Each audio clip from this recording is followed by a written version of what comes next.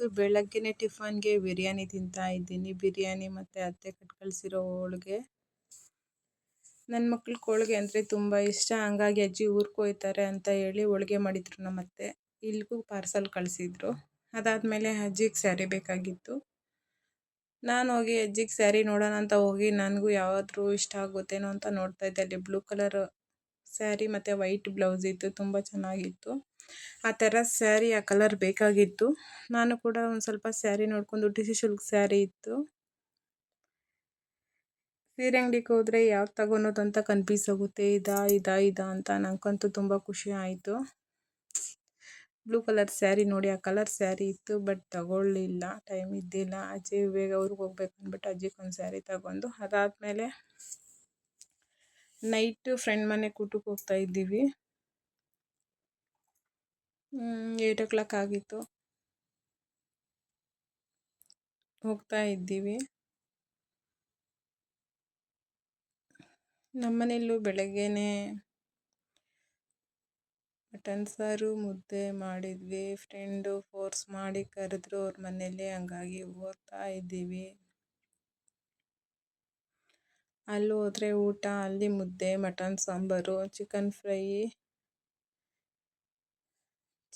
ಸಾಂಬಾರು ಮಾಡಿದ್ರು. ತುಂಬ ಚೆನ್ನಾಗಿ ಮಾಡಿದರು. ಇದು ರುಕ್ಮಿಣಮ್ಮ ಮಾಡಿರೋದು, ಮುರಳಿಯವರಮ್ಮ ಮಾಡಿರೋದು.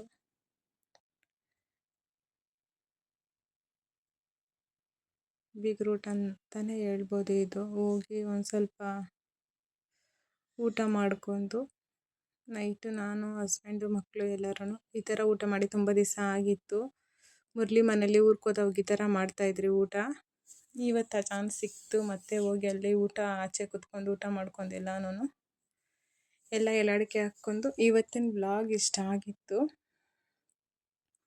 ಅಲ್ಲೆಲ್ಲ ಹರಟೆ ಹೊಡ್ಕೊಂಡು ತಿನ್ಕೊಂಡು ನೈಟ್ ಬರೋಷ್ಟರೊಳಗೆ 10 ಗಂಟೆ ಆಗಿತ್ತು.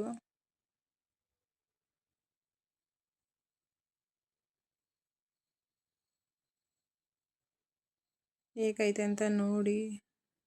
ಇವರು ಹೊಸ ಮದುವೆ ಹೆಣ್ಣು ಗಂಡು. ಅದಾದಮೇಲೆ ಒಂದು ಸ್ವಲ್ಪ ಜ್ಯೂಸ್ ಕುಡ್ಕೊಂಡು ತಿಂದಿದ್ದು ಜೀರ್ಣ ಆಗಲಿ ಅಂತ ಎಲಾಡಿಕೆ ಹಾಕ್ಕೊಂಡು ಬಂದ್ವಿ. ವ್ಲಾಗ್ ಇಷ್ಟ ಆಗಿದ್ದರೆ ನನಗೆ ಕಮೆಂಟ್ ಮಾಡಿ, ಹಾಗೆ ಶೇರ್ ಮಾಡಿ.